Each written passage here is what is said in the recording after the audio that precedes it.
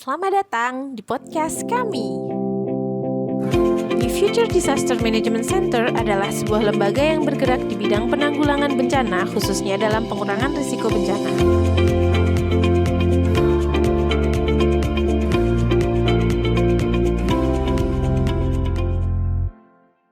Halo sahabat siaga dimanapun berada, semoga sehat selalu ya.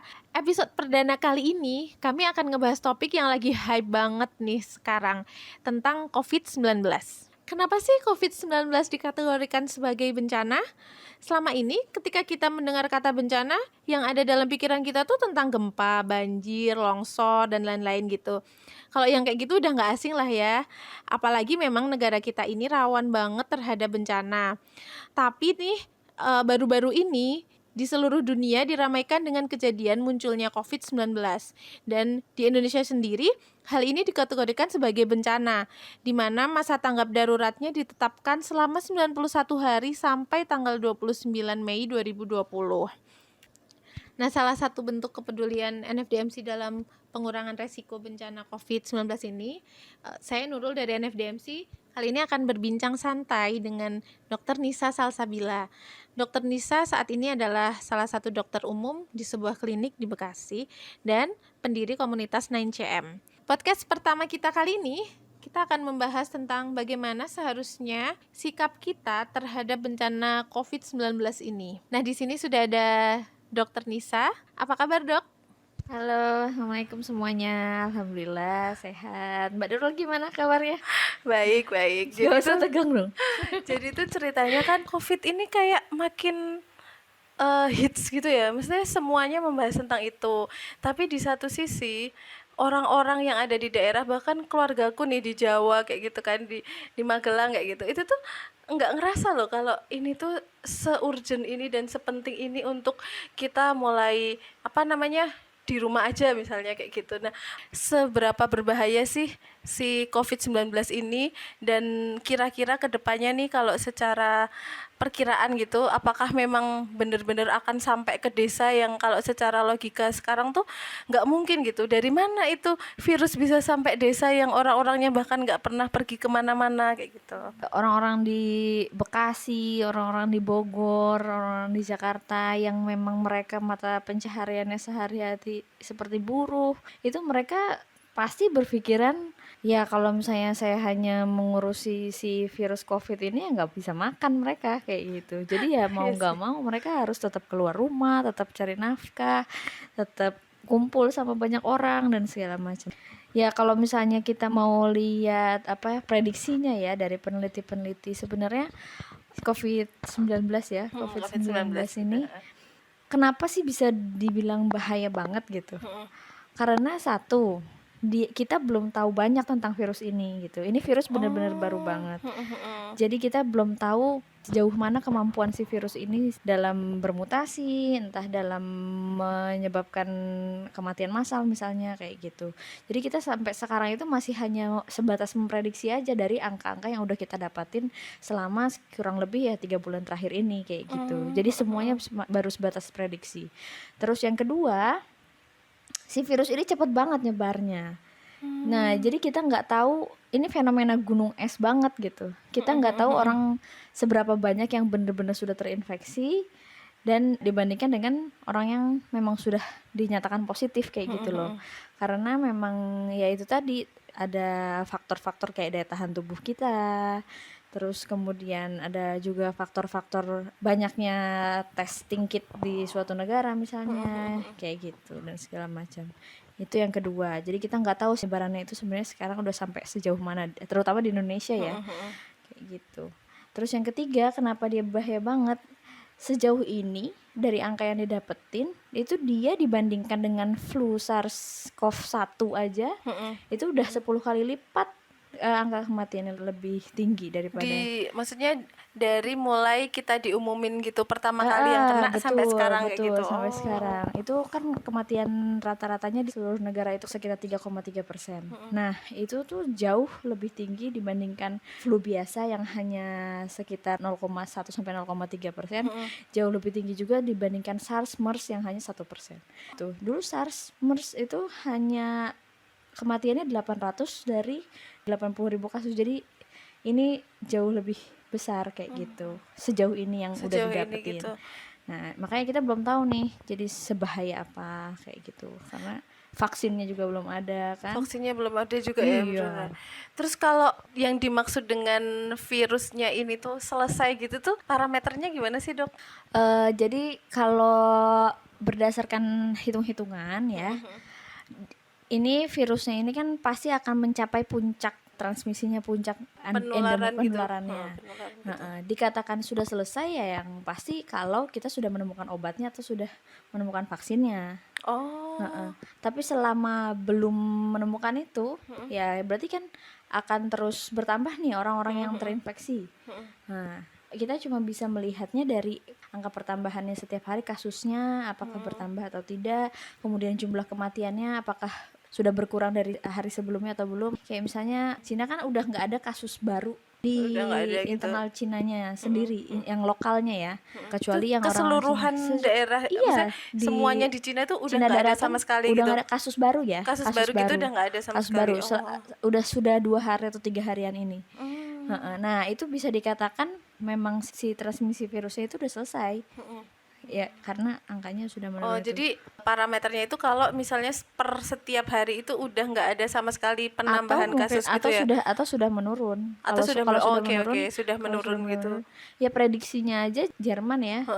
Kemarin kanselirnya Jerman tuh udah ngasih pengumuman, prediksi dia per akhir tahun 2020 ini sekitar 70% penduduk Jerman bakal udah terinfeksi sama virus ini kayak gitu.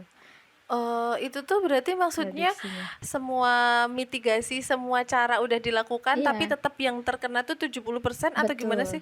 Perkiraannya seperti itu. Oh gitu. Jadi walaupun Iya. kita udah kayak ngelakuin social distancing kayak gitu, Betul, tapi tetap betul. bakal sebanyak itu yang Tetap kena. bakal sebanyak Oh, itu. oke. Tujuan kita dari melakukan social distancing sekarang rumah dulu aja dan segala macamnya itu hanya dalam rangka memperlambat penyebaran virusnya. Jadi kita buying oke. time. Jadi kita memberi waktu kepada tenaga kesehatan untuk mengobati pasiennya, tidak tiba-tiba melonjak gitu angka pasiennya. Nah, supaya angka penambahan jumlah orang yang terinfeksinya itu seiring waktu itu nambahnya itu tidak terlalu ekstrim.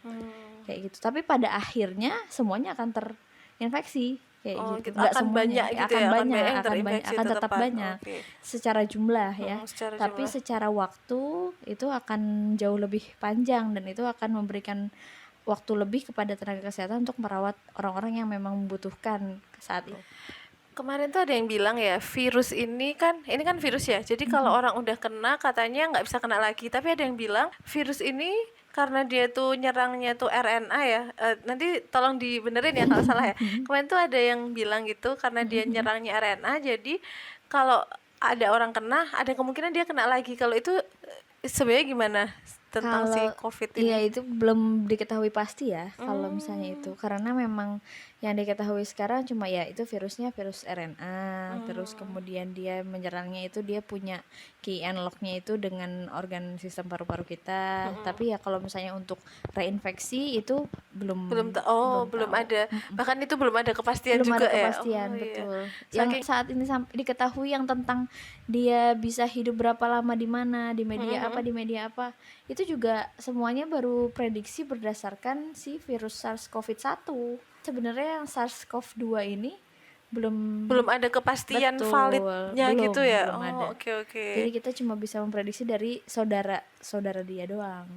Jadi kesamaan yang paling deket kayak gitu ya, betul. COVID-1 gitu. Itu pun kan cuma kesamaan mereka kan cuma 80-an %. Jadi masih nggak pasti angkanya. Kalau info-info nih mungkin dari lingkaran yang teman-teman kesehatan gitu, sebenarnya vaksinnya itu udah ditemuin apa belum sih? Apa emang beneran belum nih?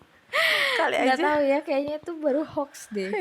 Yang udah nemu Iya, itu berapa yang sih hoax katanya, gitu ya? Iya, banyak banget ya berita berseliweran ya Iya, katanya. Di Israel udah ada, Trump Di mana katanya itu? mau ada vaksinnya segala macam ya, tapi belum ada berita valid tentang itu sih sampai sekarang. Belum ada fixnya ada gitu sih. ya. Iya. Oke, jadi yang paling sederhana nih kita memang beneran harus di rumah aja gitu ya? Atau gimana sih? Betul. Tapi kayaknya kalau di Indonesia tuh kayak nggak mungkin gitu loh. Iya, memang ya kalau di Indonesia tuh apalagi kalau misalnya di masih banyak masyarakat kita yang belum teredukasi dengan baik ya. Kayak gitu. Secara finansial juga mereka mengandalkan penghasilan Setiap harian hari gitu ya. dan segala macam. Ya memang mau nggak mau, memang ini harus dari pemerintah sih kalau menurutku ya, kebijakan. Jadi sampai sejauh ini kan pemerintah kita belum punya satu suara gitu informasinya. Informasi yang diberikan belum transparan, itu nomor satu. Yang kedua, mereka belum konsisten kayak gitu. Ya kadang-kadang dari daerah yang ngumumin, ya kadang-kadang dari pusat ya. Terus komandonya juga nggak jelas, apakah dari pusat itu arahannya itu bentuknya komando ataukah itu hanya sebatas persuasi dan segala macam. Itu masih belum jelas jenjangnya. Gitu. Nah itu sih yang menurutku fatal banget kalau buat ke daerah-daerah gitu, karena ya kalau hanya mengandalkan info yang disebarluaskan sama saintis misalnya, atau yang disebarkan sama wali kota aja misalnya ya, Wali kota ya, gitu. ini kan sebenarnya wali kota aja udah misalnya ngebubarin kayak nggak boleh sholat jamaah kayak gitu, nggak boleh ada macam. kegiatan-kegiatan bersama gitu. Kegiatan bersama, tapi kan tetap aja selama belum ada perintah tegas dari pusatnya, belum ada konsekuensi kalau misalnya kita tetap ngelakuin itu. Jadi masyarakat kita gitu ya? Bakal tetap aja menganggap remeh gitu loh, pada kenyataannya kan seperti itu gitu. Makanya kalau menurutku sih ya benar-benar harus dimasifkan dari pemerintah pusatnya, ya dari mulai di TV misalnya, atau di iklan-iklan, di baliho, semuanya segala macam yang bisa dilihat langsung gitu, ditonton sama masyarakat, dan tidak hanya sebatas himbauan gitu. Berikut juga arahan yang jelas, misalnya tetap ada ini, misalnya akan dibubarkan oleh pihak aparat misalnya kayak gitu, supaya masyarakat juga ngerasa bahwa ini serius loh ternyata kayak gitu. Kalau sekarang tuh kayak simpang siur juga. Iya, jadi sebenarnya masih boleh nggak sih soal jamaah di masjid, kayak masih ngerasa kayak gitu ya. Gitu jadinya. Jadi orang-orang kayak masih ngerasa ini boleh kali gitu. Tuh, ada yang sampai bilang ini tuh karena media aja, media tuh bikin kita jadi gitu. Kita jadi panik dan takut kayak gitu katanya. Padahal sebenarnya kalau kita lihat, sebenarnya emang COVID-19 ini emang semengerikan itu ya kalau misalnya kita kan per hari ini gitu. Aja udah 13.000 kematian. Padahal hari kemarin itu masih 11.000. Pusatnya di epicentrumnya di Cinanya udah nggak nambah. Kan jadinya ini penyumbangnya sekarang udah dari seluruh dunia kan. Dan ini benar-benar harus serius gitu kalau misalnya kita nggak mau ini jadi tanda kutip ya proses seleksi alam yang akan membinasakan sekian persen penduduk dunia gitu ya kita harus benar-benar serius dari sekarang gitu ya, kecuali kalau kita emang mau mengikhlaskan aja, ya udahlah, ntar gitu seleksi alam, masih banyak manusia di bumi ini, kecuali mau kayak gitu. Kemarin tuh pernah baca ini loh, ada istilah herd immunity itu nggak sih? Jadi kalau menurut dokter gimana tuh? Ya, jadi kalau herd immunity itu udah disangkal ya. Kemarin itu yang mewacanakan tentang herd immunity itu dari UK. Jadi mereka memprediksi kalau misalnya sekitar 60-70% penduduk dunia memang udah kena gitu kan. Nah, akhirnya kita sudah mempunyai kekebalan tubuh terhadap virus ini. Nah, akhirnya ya udah si virus ini bakal selesai kayak gitu loh, tanpa kita harus menemukan vaksinnya semuanya segala macam. Jadi kita mengandalkan herd immunity ini aja kayak gitu. Kita tinggal nunggu sampai sekian persen. Jadi dia tuh malah kayak ya udah sebarin aja sebanyak-banyaknya gitu. Jadi semakin banyak orang yang kena, semakin mungkin kita punya herd immunity gitu loh. Semakin cepat kita punya herd immunity juga. Tapi itu udah disangkal sih. Jadi itu dasarnya masih kurang kuat sehingga nggak bisa dipakai. Kayak itu terlalu besar resikonya kalau kita ternyata itu salah gitu. Kalau saya ternyata itu. Jadi itu karena ternyata UK aja sekarang kan gitu ya. Betul, itu baru prediksi dia berdasarkan teori herd immunity. Tapi ternyata kan Inggris kan karena itu makanya si Inggris ini masih meremehkan. Akhirnya kemarin kan total kematian di UK tuh udah sampai hampir ratusan ya pokoknya intinya. Naiknya drastis banget, dan itu ya karena mereka menyepelekan. Mereka tetap ngumpul, mereka tetap apa sih segala macam. Kalau di Indonesia tuh berarti kalau menurut kamu tuh sebaiknya gimana sih kita tuh harusnya, jadi selain tadi ya pemerintah yang makin galak gitu ya, kalau misalnya keluar atau misalnya tetap melangsungkan pernikahan kayak gitu, semuanya ditangkap kayak gitu, apa gimana, apa gimana sih kita tuh harusnya? Iya, kalau misalnya mau mengandalkan pemerintah ya takutnya lama ya. Jadi kalau misalnya prinsipnya dalam melawan si virus corona ini, Gimana satu, sih? jangan sampai sakit. Dua, jangan sampai bikin orang sakit. Udah, bersikaplah seolah-olah kamu sudah terpapar sama virus gitu. itu. Jadi jangan berpikiran kamu sehat-sehat aja atau orang lain sehat-sehat aja. Anggap aja semua orang tuh bawa virus itu. Jadi Itu aja sih kita harus sebenarnya. ngerasa kalau kita tuh harus sehat dan kita jangan sampai membuat orang lain sakit kayak gitu ya. Betul. Terus ada nih, aku tuh jadi kepikiran ya, masih nggak logis gitu loh kalau semisal di daerah desa itu ya, terutama di rumahku itu orang-orang tuh nggak ada yang pergi jauh-jauh gitu loh. Bahkan rumahku tuh sebenarnya cukup dekat sama Jogja ya, tapi bahkan orang itu ada yang udah setahunan gitu emang nggak pernah keluar gitu dari Nggak pernah keluar dari kampung. kayak gitu. Nah kalau misalnya kayak gitu tuh sebenarnya orang-orang sana masih boleh gitu ngerasa ya udah sih nggak apa-apa gitu, atau gimana harusnya itu? Nggak boleh ya sebenarnya kalau misalnya ditanya boleh atau enggak, karena ya tahu sendiri kemarin aja yang begitu anak sekolah pada diliburin, orang kota pada ke kampung semua, mudik semua kan. Jadi kita udah nggak tahu lah, bener-bener kita nggak tahu persebaran virusnya itu udah sampai mana gitu. Ditambah lagi ya kalau misalnya di desa ya, nauzubillah, kalau misalnya di desa ternyata nanti pada akhirnya akan ditemukan dan naik, sementara mereka jauh dari rumah sakit rujukan, fasilitas kesehatan di sana juga misalnya kamar isolasi cuma berapa di rumah sakit umum daerah misalnya, kan itu akan sangat rawan kolaps ini sistem kesehatan, apalagi terutama di kampung, di desa ya, yang jauh dari kota, yang jauh dari akses untuk tes aja, untuk tesnya aja mereka akan jauh gitu loh, jauh harus banget. harus ke provinsi sebelah kan, kayak gitu. makanya jadi kalau misalnya mau berasumsi sih sebaiknya jangan ya.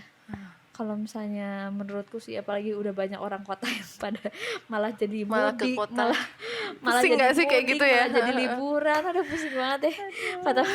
Kata mereka alasannya ya biarlah kalau misalnya pun mati setidaknya bersama sama gitu, sama keluarga. Mana ada kayak gitu, aduh. Terus nanti nggak mikir ya yang tetangga yang udah tua kayak gitu juga, segala macam ya, itu namanya mereka ada egois gitu ya. Ya betul, egois banget gitu. Kalau menurut perkiraan gitu tuh ini kemungkinan terjadi berapa lama sih? Kalau dari prediksinya, kalau untuk vaksin ya, vaksin itu butuh sekitar 12 sampai 18 bulan buat menemukan. Lama banget, 12 sampai 18 bulan. Jadi ya kalau misalnya mau prediksi kita berapa lama harus diem di rumah kayak begini ya sekitar itu ya. Cuma ya mungkin kita bisa ngelihat dari angka persebaran kayak gitu. Kayak di Cina kan sekarang di stop lockdownnya karena mereka angkanya udah nggak nambah lagi, angka kasus baru di lokalnya.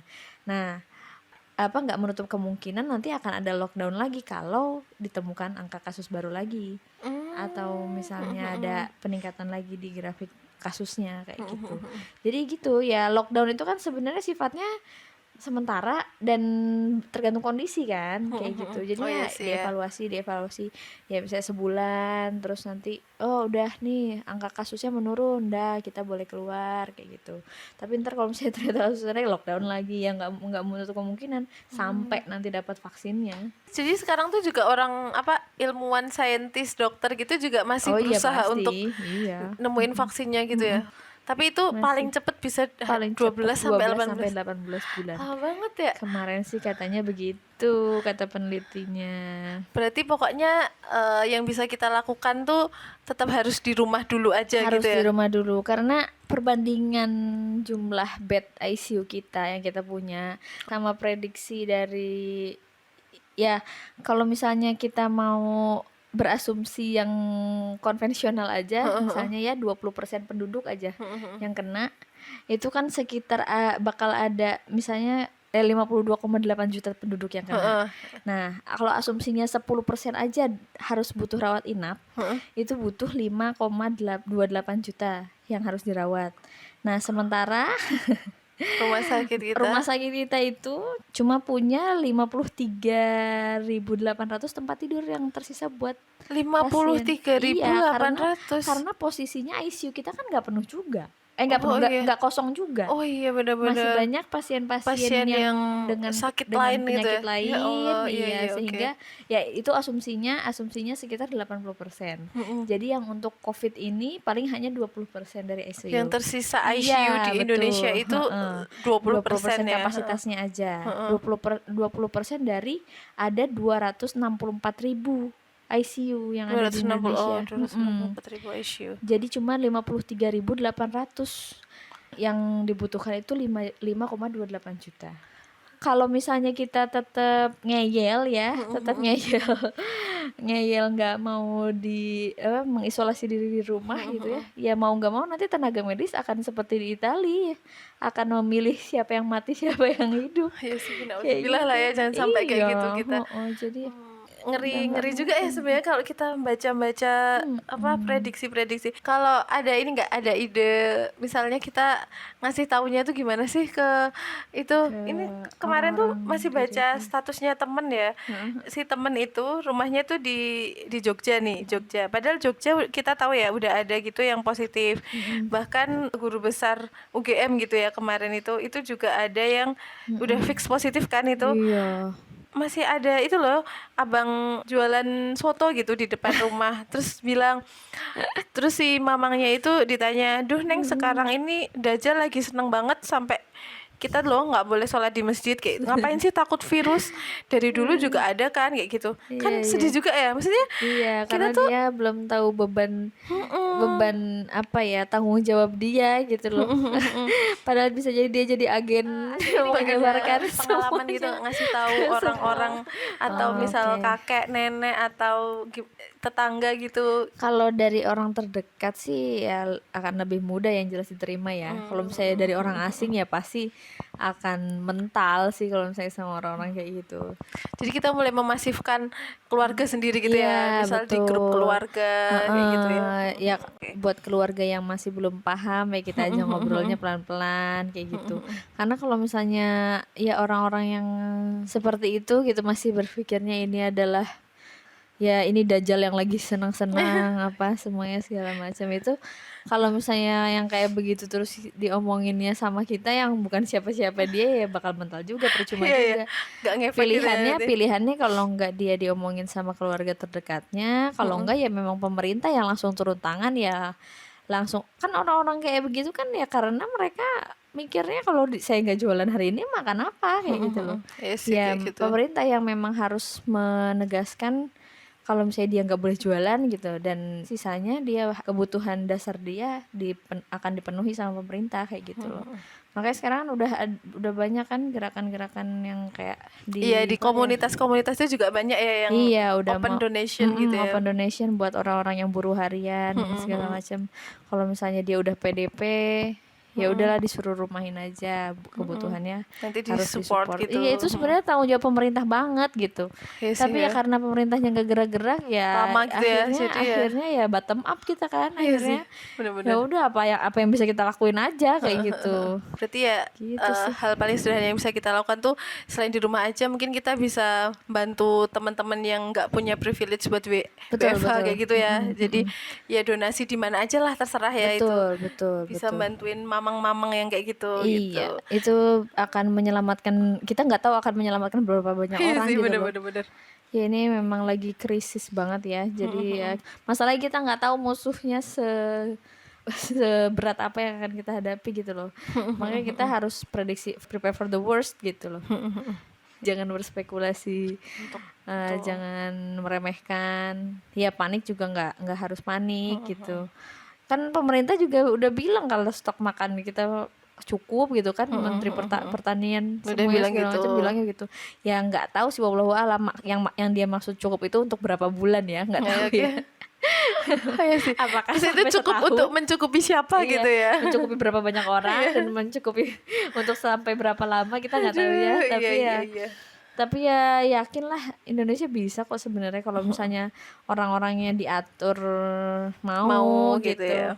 Terus nggak pada serakah juga. Kan yang sekarang terjadi juga kan orang-orang pada panic buying dan segala macamnya yang malah bikin stok pangan jadi mahal, jadi menipis. Itu juga kan nggak beres Masker juga nggak kan. ada gitu ya. Iya, Itu masker nggak kayak ada mana padahal itu? tenaga medis pada butuh. Ya jadi kita harus waspada tapi ya jangan ngeselin juga gitu loh, jangan Iya jangan sih, udah waspada kayak tapi jangan ngeselin ya gitu. jadi jangan bersikap seolah-olah besok dunia kiamat gitu loh, beli kardus Indomie sampai berapa Tinggi-tinggi dus, gitu ya. iya kayak gitu ya, kecuali emang jualan ya. Nyetok Iya buat kayak gitu. tetangga Jadi gitu ya ya, kira-kira dibagi. aja lu emang mau makan mie Berapa? sampai akhir tahun tiap hari. Oke, Gitu. oke. Mungkin kayaknya cukup lah ya kayak gitu. Jadi closing statement gimana nih? Closing statement, oke. Apa ya? Jadi ya tentang perjuangan kita dalam menghadapi coronavirus. Kita harus serius gitu. Ya walaupun nggak perlu panik, tapi ya kita harus bener-bener tidak menyepelekan kayak gitu. Kan pernah ada quote-nya juga tuh, every disaster movie starts with government ignoring Oh iya. scientist. Oh iya itu. Nah, karena kita udah dikasih sama Allah akal, ilmu ya buat berlaku, bersikap, menyikapi sesuatu kayak gitu loh. Nah, kalau misalnya kita nggak memakai itu semua, kita udah dibilangin sama saintis, kita udah dibilangin sama para peneliti dan semuanya segala macam tetap ngeyel. Nah, itu sama aja kita mau siap-siap hancur lebur kayak gitu loh. Jadi disasternya itu benar akan datang. Jadi ya kalau misalnya si saintis itu udah pada bilang yang paling efisien dilakukan sekarang adalah udah self isolating, diam aja di rumah, jangan sampai tertular dan menulari orang lain. Ya udah, itu harus benar-benar dilakukan dengan semaksimal mungkin gitu. Siapa aja harus kayak gitu gitu ya. Siapa aja, tidak terkecuali. Jangan sampai kita harus diketemukan dulu dengan disaster yang bener-bener yang disaster, Iya, baru bencana gitu. kapok gitu.